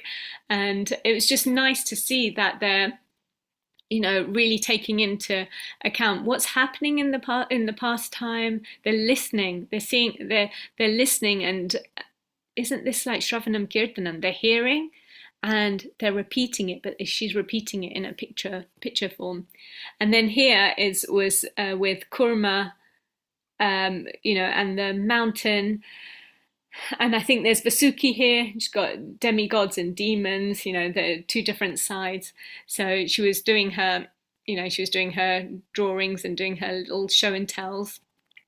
And this is literally, I'm just saying, just draw whatever you like. I'm just reading. And, this was her kind of understanding of things that were happening. And then this was Lali stuff. This was her Prahlad Maharaj, her Matsya. And here it's when... I liked this one because she was really listening to what was happening in the story. That I think it was with Hiranyakashipu. He was such a tyrant that even the demigods were serving. Like the Mother Earth was giving everything. She was making sure all the grains, there were sufficient grains on earth. There were the flowers were in full bloom, even through different seasons.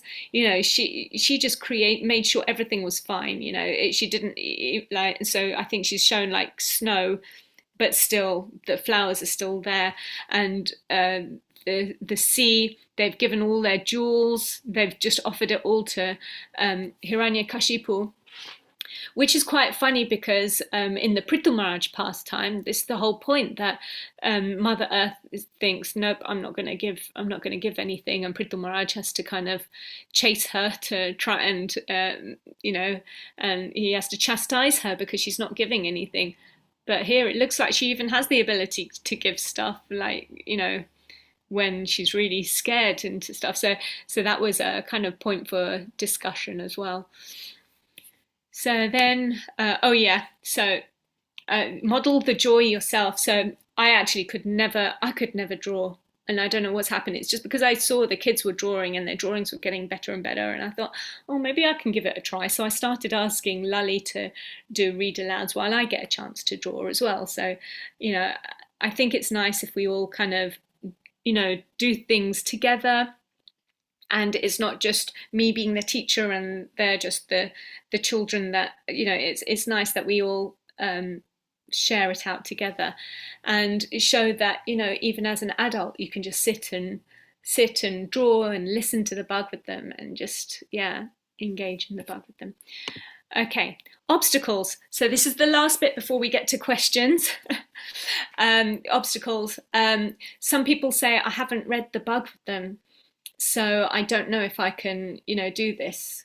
So actually, these are obstacles I could have literally just said myself, because I would have, I haven't read the Bhagavatam.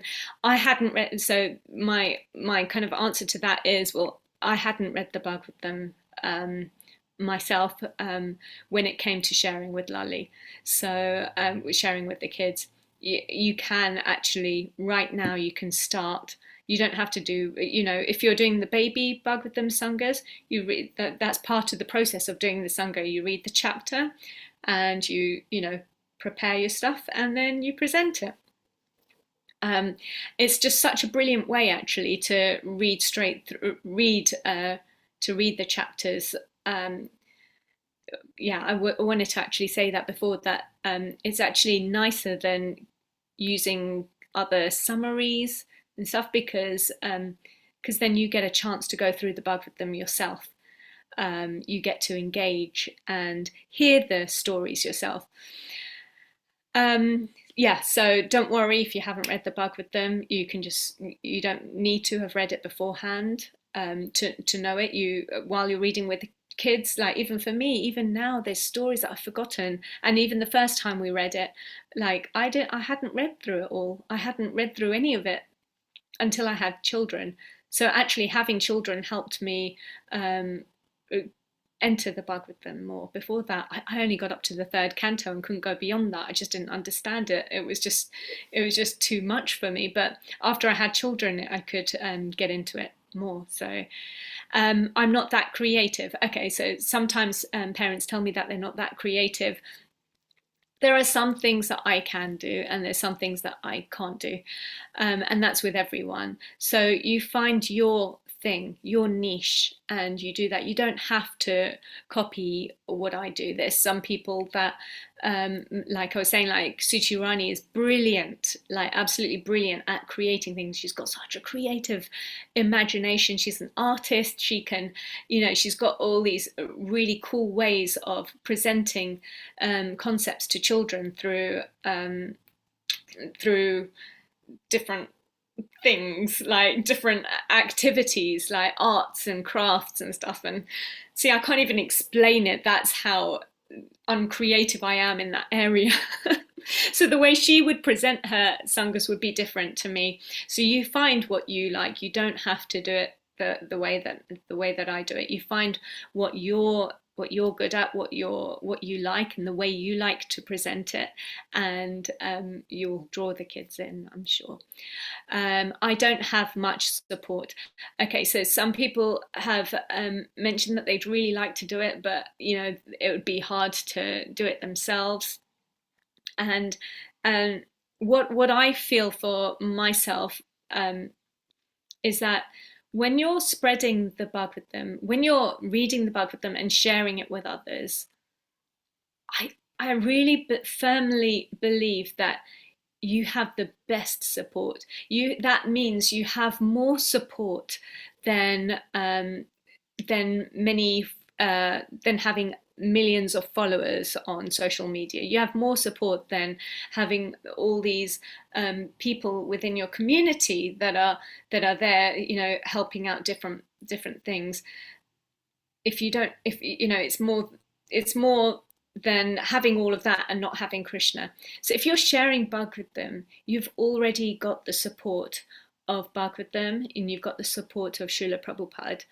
And you can seek the blessings of devotees, and the devotees are very merciful. They will hopefully bless you. But in terms of practical support, you just try your best with whatever facilities Krishna's given you. So you can do it yourself. It's so doable yourself. You can do it yourself. You just need courage, and then you do it, and then Krishna will provide. You can ask, and it's okay if people can't help. It's okay. Krishna will provide. He's very much real. He's very much alive, and I think even when I do the YouTube videos, I don't know I was literally just doing the YouTube videos for the it was actually meant for the devotees in our baby sangha, because some of them, if they missed a day, they'd be really upset that they've missed a day, and they'd get another mum to record on her phone. And I was like, oh my goodness, it's okay, let me just do a proper one on YouTube, and then you can watch it whenever you like, and it's there, it's not going to get lost in WhatsApp. So then I started doing it for that, and then I didn't realize that more people would be happy watching it. So Krishna will take care of it. You just try. We've all just got to try. Try to please Krishna, and Krishna will really like it if we try and share his messages wherever we can. Okay, I will stop talking now, and we can go into questions if there are any questions.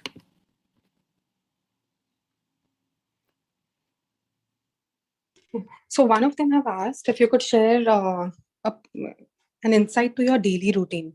So how do you manage with your own sadhana, your own household work and the kids' academics, along with Srimad Bhagavatam reading. Okay.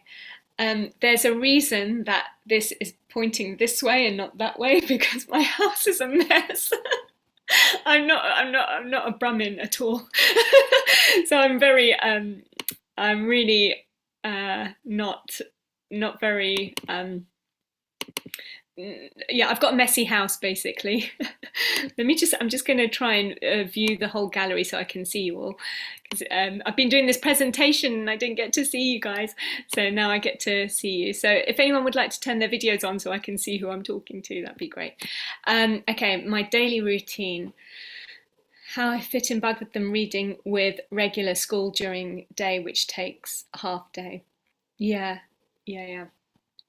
Okay, so what I do is I try to wake up early and chant my rounds. So during COVID, before COVID, we would go to, we were quite good with our routine. We'd go to the Manor for a morning program, and then we'd do our Bhagavatam reading there, and then we go straight into our work. And then COVID hit and everything was closed and we had to be at home. And it was really nice chanting in the mornings until I started doing the online baby Sangas. Something happened where it just, I knew Wednesdays were the day that I was like, I just wasn't able to chant in the mornings. And then I was chanting in the evening. But I try to chant in the mornings. So it doesn't always happen, but I do try and chant in the mornings because it sets me up for the day. But I must say today I have not chanted yet because I was preparing for this. But I try to chant in the mornings.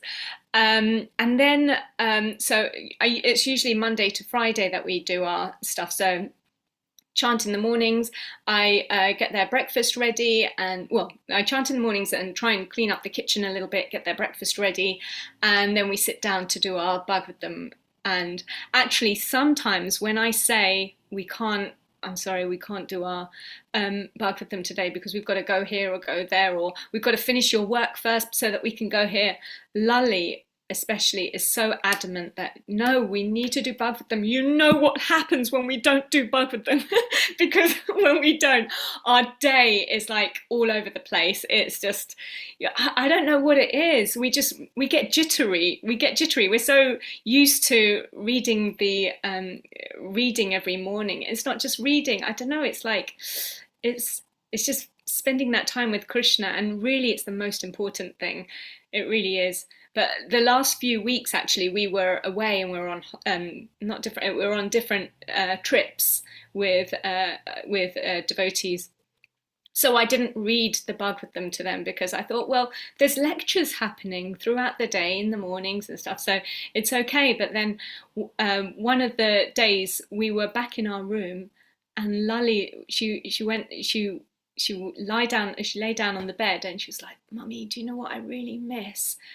I just want to be home and I just want to hear Bhagavatam. That's all I want to do." And I was like, oh my God.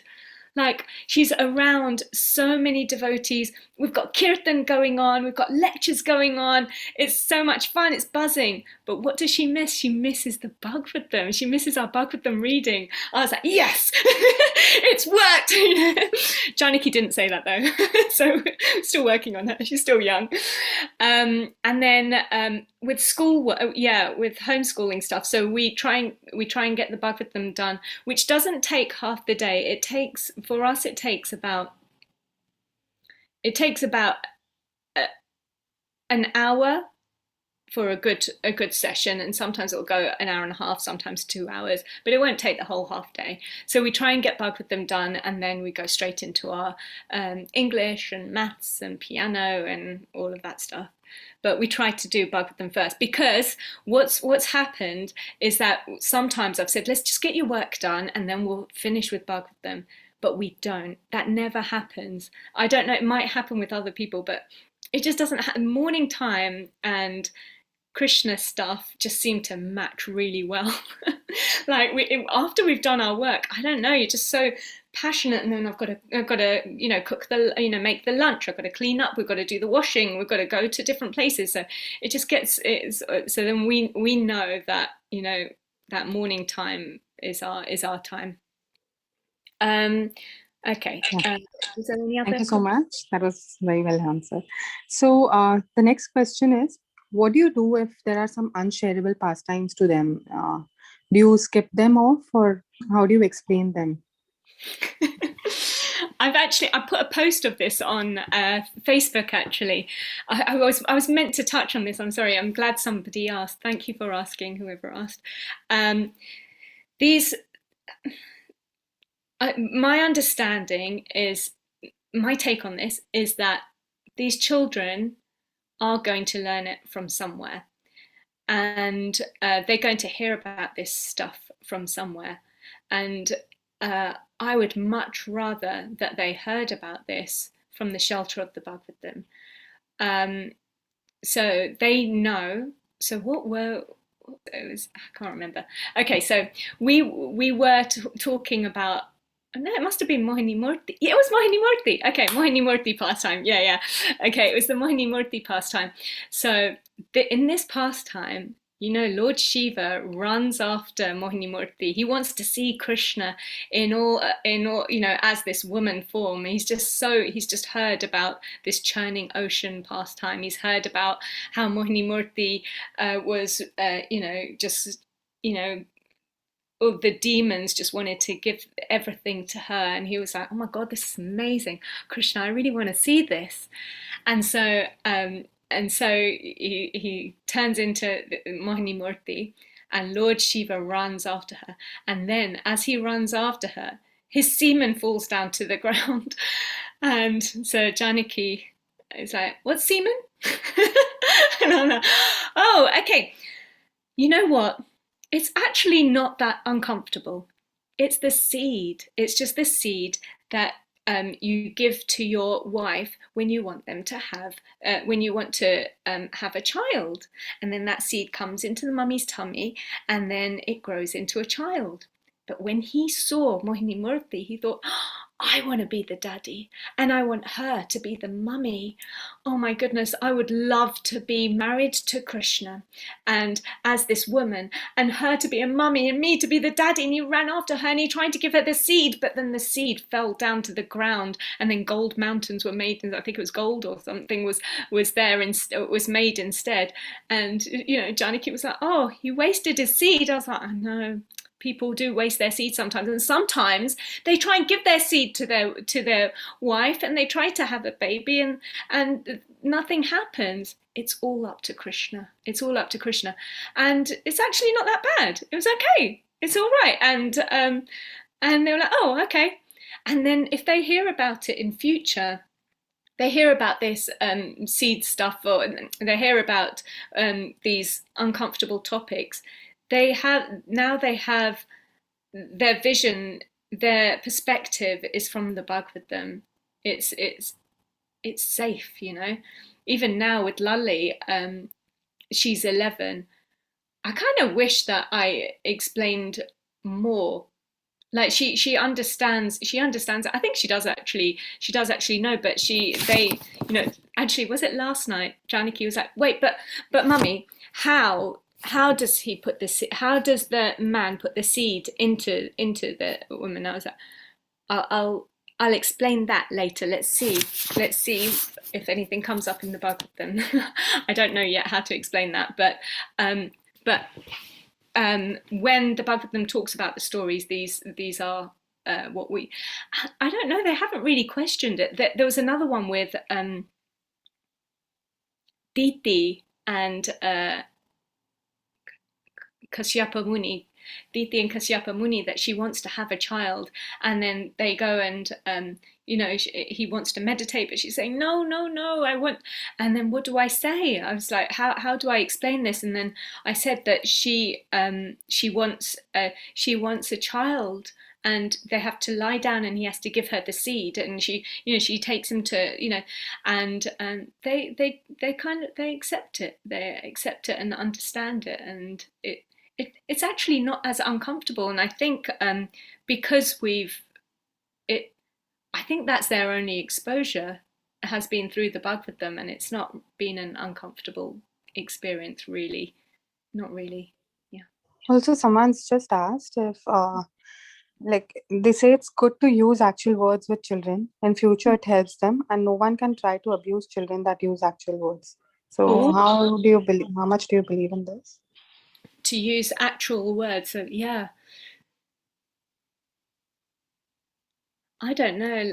Yeah, I guess so. I don't know because I'll use the words that. Oh right, okay. What like semen? Because I guess I could say that because they know the word and I've explained that it's the seed. But outside of that, I don't know because I guess many of you are Indian as well, but I don't know. I think it's not my culture to kind of use the words myself. So I don't know. I can't. No, I wouldn't. I don't know. I don't know Right, because we agree. I wouldn't really. I wouldn't say it myself. I mean, like yeah. What do I need to come back to you once I have a further conversation with my children where we've needed to use words like that. Then I would say, but they know all the ladies parts because they're girls and I'm a girl, but we haven't really needed to address anything with the boys parts really. Yeah. Yeah. Also, one more related question somebody had asked. What do you do if some of their questions you don't know the answers of? How do you research for them or find out the answers to the questions that the kids have asked you? Yeah, we're very lucky because we're in a community of of devotees, and we have some really advanced devotees around here. And so I pester them with our questions, or I get Lali to ask them. And yeah, so we've got some nice devotees. Mother Chintamani is very good. Chintamani Prabhu, she's very good with the questions. She studies Bhagavatam with her husband, and her answers are always backed up by Shastra, so I really trust her answers. So I ask her quite a lot. And Karthik Chandra Prabhu, I don't know if you guys know Karthik Chandra Prabhu, he's very good as well. So um, our devotees around us that will protect us by answering all these questions. One more question is, when should we start teaching shlokas to children and make them memorize them? Oh, I guess whenever you like, whenever they can speak, and even before you can keep saying it to them. And we don't do. I'm really bad with languages, so we don't do that much. But I love. Like I started teaching them the Gita. Is a little bit different, but I started teaching them the Gita verses. But my favorite verses are the second chapter of the first canto. I just love the I love that second chapter. I love that it just basically describes the whole process of Krishna consciousness, the whole magic that happened. And so I said to the kids, okay, we're going to learn this whole chapter in Sanskrit and English. And so we go through that, and we do that before we do our reading. So, it's like, okay, let's start. Vyaso vacheti samprashna samrishto viprana. And so, it's just, we just do it for like 10 minutes and then go into our reading. But I'm not so focused on learning the shlokas, but I don't know why. I like the sound of the Sanskrit. It's so nice. You guys should try it. Try the second chapter of that first canto. If you have a look at it, I don't know. I just love it. The way the way Vyasadeva has written it, it dances on your tongue. Like there was one, how does it go? So the second verse, I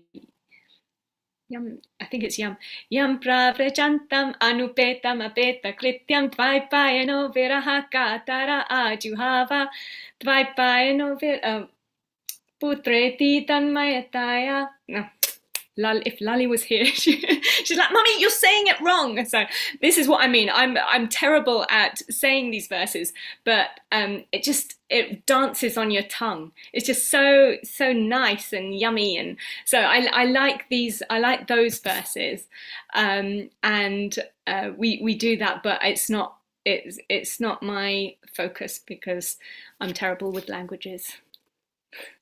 I'm Indian. I only know English. That's how terrible I am with other languages. So, one more question is like, actually, somebody has made a humble request to you. If you could share regularly what you do with the kids, Janki and Lali, so that it inspires our kids also.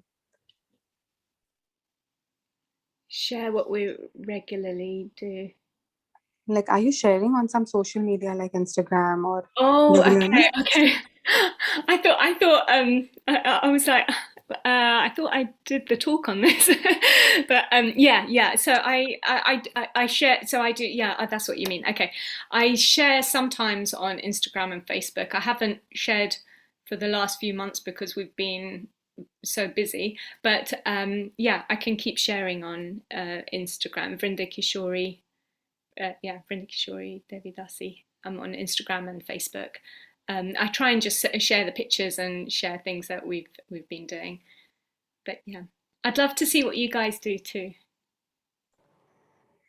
Thank you so much, Vrinda Kishori. We've like almost covered 2 hours, and it was so Gosh, interesting. really? Little more, and it was really so interesting, and we just didn't realize how time flew away. So thank you very much, and it was a very practical session, and hopefully we all can follow with our kids, and we can form some small little sangas to also let all the parents know that practical spirituality also has Bhagavatam groups, study circles for kids every Saturdays and Sundays. So you could also join them and make for ages 8 to 10 and 11 to 15, sorry. So you can get your kids connected. All right. Thank you so much, everyone, for joining in today. Next week, we will be having Nitai Sevni Mataji at 5 p.m. So everyone is requested to join in again. Thank you once again. Thank you, Vrinda Kishori. Hari Bol. Hare Krishna. Bye for everyone. Hare Krishna.